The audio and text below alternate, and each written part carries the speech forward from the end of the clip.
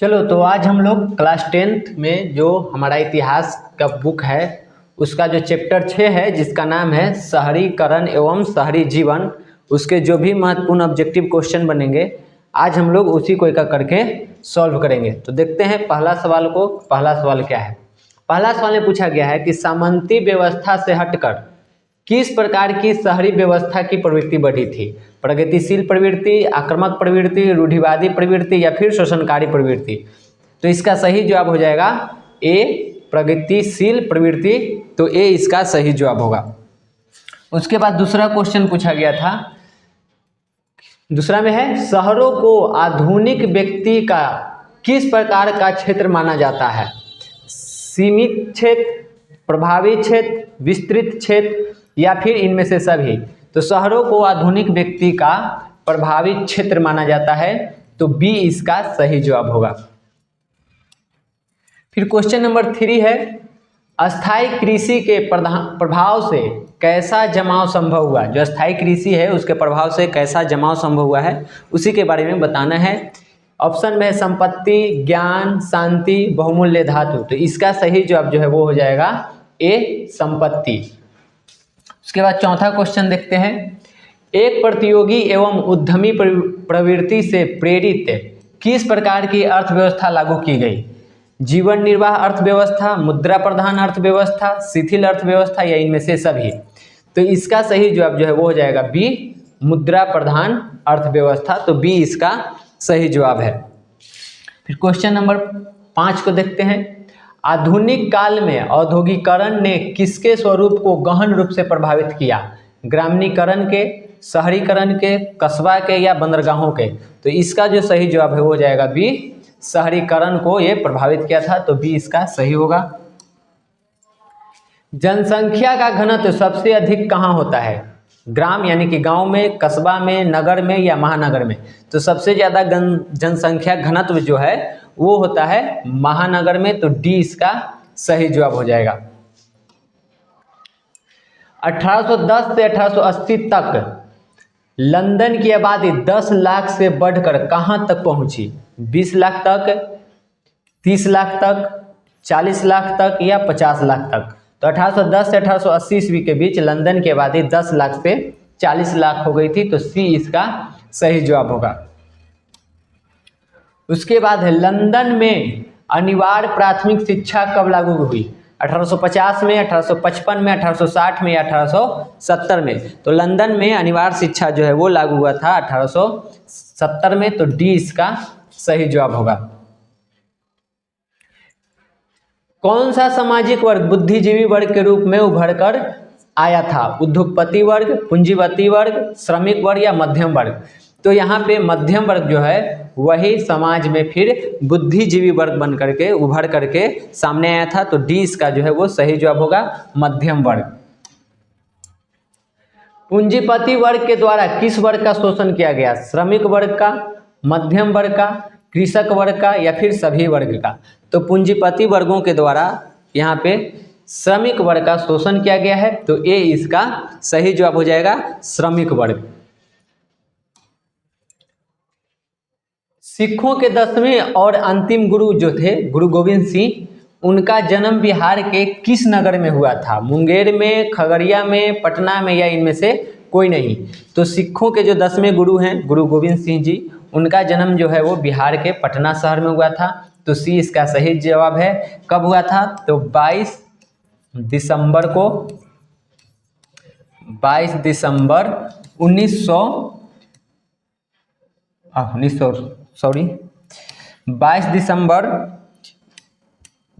1666 को इनका जन्म हुआ था पटना में, बिहार के पटना में। 22 दिसंबर 1666 को सिख धर्म के जो 10वें गुरु हैं गुरु गोविंद सिंह जी, उनका जन्म हुआ था। सिटी का बॉम्बे इम्प्रूवमेंट ट्रस्ट किस की स्थापना कब की गई? जो सिटी बॉम्बे इम्प्रूवमेंट ट्रस्ट है उसकी स्थापना कब की गई वही बताना है। 1918 में, 1898 में, 1784 में या 1864 में? तो इसकी स्थापना जो है वो 1898 में की गई है। तो बी इसका सही जवाब होगा। 10 घंटे का आंदोलन कहाँ चला था? अमेरिका में, इंग्लैंड में, भारत में या रूस में? तो 10 घंटे का जो आंदोलन है वो इंग्लैंड में चला था। ये आंदोलन क्या था? पहले जो है मजदूरों को 16 घंटे, 18 घंटे, 12 घंटे काम करना पड़ता था फैक्ट्रियों में, तो उसी को लेकर के यहाँ पे एक आंदोलन चला था जिसका नाम है 10 घंटे। 10 घंटे का मतलब है कि एक फैक्ट्री में कोई भी मजदूर 10 घंटे से ज़्यादा काम नहीं करेगा, इसीलिए इसका नाम पड़ा 10 घंटे का आंदोलन। यानी कि यहाँ पे 10 घंटा आंदोलन नहीं चला था, बल्कि जो मजदूर हैं उनको काम करने के लिए 10 घंटा ही रहे, यानी उससे ज़्यादा वो काम नहीं करेंगे। यही तय करने के लिए आंदोलन चला था कि एक मजदूर को 10 घंटे ही काम करना है, तो इसका नाम 10 घंटे का आंदोलन पड़ा था और ये इंग्लैंड में हुआ था। अंग्रेजी यात्री राल्फ फिच ने पटना की यात्रा किस वर्ष की थी? 1856 में, 1857 में, 1858 में या 1859 में? तो राल्फ फिच जो हैं वो पटना की यात्रा 1856 ईस्वी में किए थे, तो ये इसका सही जवाब होगा। बंगाल का विभाजन कब हुआ था? 1855 में, 1857 में, 1905 में या 1911 में? तो बंगाल विभाजन जो है वो 1905 ईस्वी में हुआ था, तो सी इसका सही जवाब हो जाएगा। किया गया था किसके द्वारा? तो कर्जन के द्वारा यहाँ पे बंगाल विभाजन किया गया था। तो इसका अगर पूछा जाए कि बंगाल विभाजन किसने किया तो हो जाएगा लॉर्ड कर्जन। तो कर्जन के द्वारा ही बंगाल का विभाजन 1905 में किया गया था। गार्डन सिटी की अवधारणा किसने विकसित की थी? एबेनेजर हावर्ड ने, विलियम ने, नेपोलियन III ने या हॉसमान ने? तो गार्डन सिटी की जो अवधारणा है वो एबेनेजर हावर्ड ने विकसित की थी, तो यहाँ पे ए इसका सही जवाब होगा। फिर पटना का प्राचीन नाम क्या था? राजगीर, पाटलिपुत्र, पावापुरी या फिर नालंदा? तो पटना का जो पुराना नाम है वो ऑप्शन के अनुसार यहाँ पे हो जाएगा बी पाटलिपुत्र। ऐसे इसका नाम कुसुमपुर भी था, लेकिन यहाँ पे ऑप्शन में पाटलिपुत्र दिया हुआ है, तो बी ही इसका सही जवाब होगा। गोलघर का निर्माण कब हुआ? 1757 में, 1764 में, 1786 में या 1857 में? तो गोलघर का निर्माण जो है वो हुआ था 1786 ईस्वी में। ये अंग्रेजों के द्वारा यहाँ पे इसका निर्माण करवाया गया था। और क्यों करवाया गया था? तो अनाज रखने के लिए।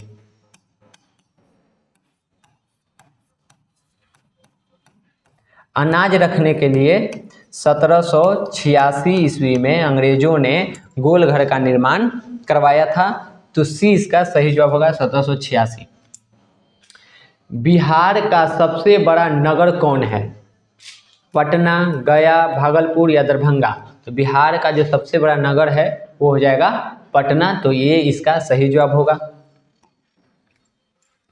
सर्वप्रथम भूमिगत रेल की शुरुआत कहाँ हुई थी? कलकत्ता में, न्यूयॉर्क में, बम्बई में या लंदन में? तो इसका जो सही जवाब है वो हो जाएगा डी लंदन में। लंदन कहाँ है? तो ये इंग्लैंड का एक शहर है।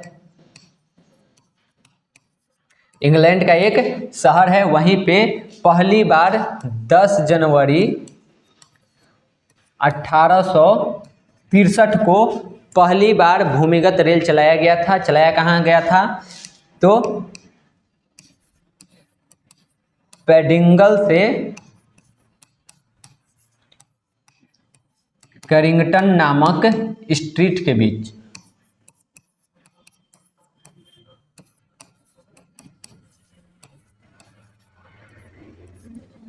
तो यहाँ पे पहली बार भूमिगत रेल की शुरुआत जो है वो इंग्लैंड के लंदन शहर में हुआ, तो डी इसका सही जवाब हो जाएगा। कब चला था? तो ये 10 जनवरी 1863 को चलाया गया था। और कहाँ चलाया गया था? तो लंदन में एक जगह है पेडिंगल से कैरिंगटन, यही पेडिंगल से कैरिंगटन स्ट्रीट के बीच पहली बार भूमिगत रेल को चलाया गया था। 7 टापुओं का शहर किसे कहा जाता है? लंदन को, चेन्नई को, मुंबई को या न्यूयॉर्क को? तो 7 टापुओं का शहर मुंबई को कहा जाता है, तो सी इसका सही जवाब हो जाएगा। उसके बाद मुंबई को भारत की भारत की वाणिज्यिक राजधानी भी कहते हैं।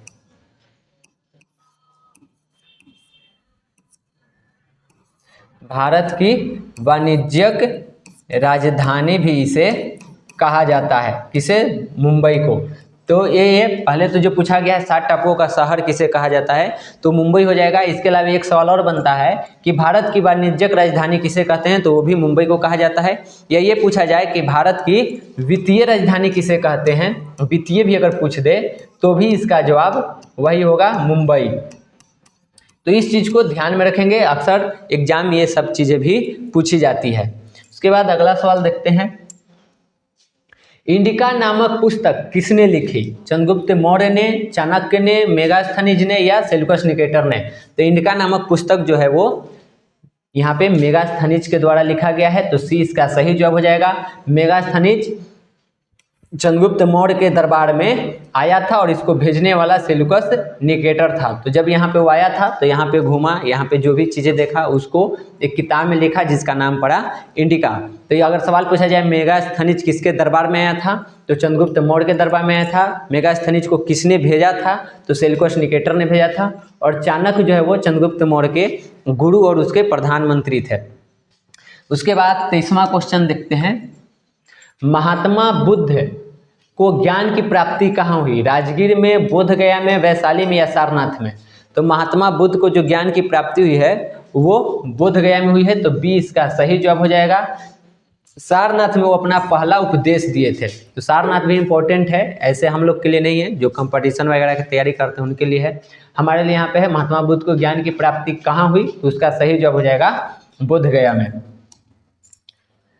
सासाराम नगर का विकास कब हुआ? मध्य युग में, प्राचीन युग में, उसके बाद आधुनिक युग में, या इनमें से कोई नहीं? तो सासाराम नगर जो है वो रोहतास जिले में स्थित है और इसका जो विकास है वो मध्य युग में हुआ था, क्योंकि मध्य युग में यहाँ पे एक शासक हुआ था जिसका नाम है शेरशाह सूरी।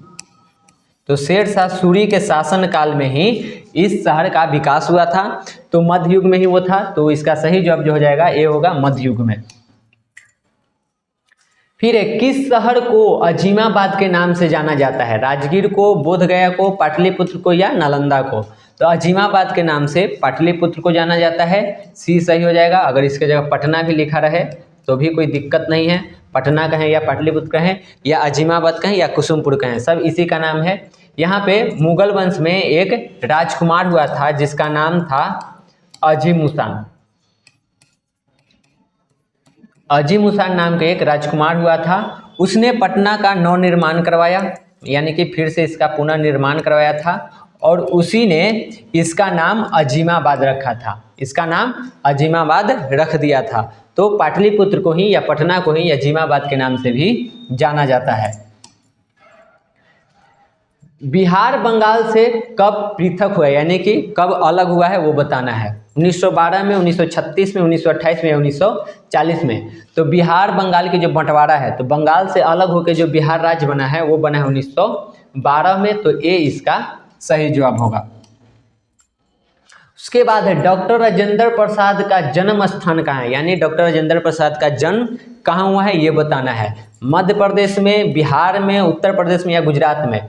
तो यहाँ पे इसका सही जवाब जो हो जाएगा बी, बिहार में। बिहार में जो सारण जिला है, अब इसे हम लोग सिवान के नाम से जानते हैं, तो सारण कहें या सिवान कहें, सिवान जिला में एक गांव है जिसका नाम है जीरादेई। तो यही गांव में, सिवान जिला के जीरादेव गांव में 3 दिसंबर 1884 ईस्वी को इनका जन्म हुआ था और ये भारत के प्रथम राष्ट्रपति भी थे। इसके अलावा ये संविधान सभा के अस्थाई सदस्य भी थे। लेकिन यहाँ पे सवाल पूछा गया है सिर्फ जन्म स्थान और वो भी राज्य पूछा गया है, तो बिहार हो जाएगा। अगर जिला पूछा जाए तो सारण या सिवान कहेंगे, गांव जीरादेई है। जन्म दिन पूछा जाए किस दिन हुआ, तो 3 दिसंबर 1884 को इनका जन्म हुआ था। 1965 में पीपुल्स एक्शन पार्टी के अध्यक्ष कौन था? ली कुआन येव, बेरॉन हॉसमान, विलियम हॉर्नबी या चार्ल्स डिकेंस? तो सबसे पहले देखिए, पीपुल्स एक्शन पार्टी जो है ये सिंगापुर की पार्टी है। सिंगापुर की पार्टी है। और यहाँ पे 1965 में जो इस पार्टी के जो अध्यक्ष थे उसका नाम है ली कुआन येव, तो ये इसका सही जवाब हो जाएगा। उसके अलावा सिंगापुर के जो नव निर्माण हुए, यानी फिर से जो इसका निर्माण किया गया, आज जो इतना ये विकसित है सिंगापुर, उसके पीछे माना जाता है कि ली कुआन येव का ही श्रेय है, यानी कि इन्हीं के द्वारा इसको नव निर्माण किया गया था, जिसके बाद ये इतना विकसित है, तो इन्हीं को ये श्रेय दिया जाता है। सिंगापुर के पुनः निर्माण का श्रेय जो है वो ली कुआन येव को ही दिया जाता है। सवाल पूछा गया था पीपुल एक्शन पार्टी के अध्यक्ष, तो उसका सही जवाब हो जाएगा ली कुआन येव। इसके अलावा सिंगापुर से संबंधित पहले कि ये पार्टी सिंगापुर में है। दूसरी बात, सिंगापुर के नव निर्माण का जो श्रेय है वो ली कुआन येव को दिया जाता है। उसके बाद 29वां क्वेश्चन है, पटना में गोलघर किस उद्देश्य से बनाया गया था? सैनिक रखने के लिए, अस्त्र रखने के लिए, अनाज रखने के लिए या पूजा करने के लिए? तो पटना में जो गोलघर है वो अभी बताए हैं कि इसको अनाज रखने के लिए बनाया गया था, तो यहाँ पे सी इसका सही जवाब हो जाएगा। उसके बाद इस चैप्टर का अंतिम जो क्वेश्चन है वो ये है कि विश्व में सर्वप्रथम भूमिगत रेल की शुरुआत कब की गई? 13 मार्च 1853 को, 18 जनवरी 1860 को, 24 अगस्त 1872 को या 10 जनवरी 1863 को? तो इसके बारे में हम लोग चर्चा कर चुके हैं कि भूमिगत रेल की शुरुआत जो है वो ब्रिटेन में जो लंदन शहर है वहाँ पे 10 जनवरी 1863 को किया गया था, तो डी इसका सही जवाब हो जाएगा। तो इस चैप्टर से इतना ही महत्वपूर्ण क्वेश्चन है, इसी को ध्यान में रखना है। इस चैप्टर से इतना ही ऑब्जेक्टिव की तैयारी करनी है। संभावना रहेगी कि जो भी क्वेश्चन आए वो इतना ही के बीच से आए। तो आज हम लोग इतना ही रहने देते हैं, मिलते हैं अगले क्लास में।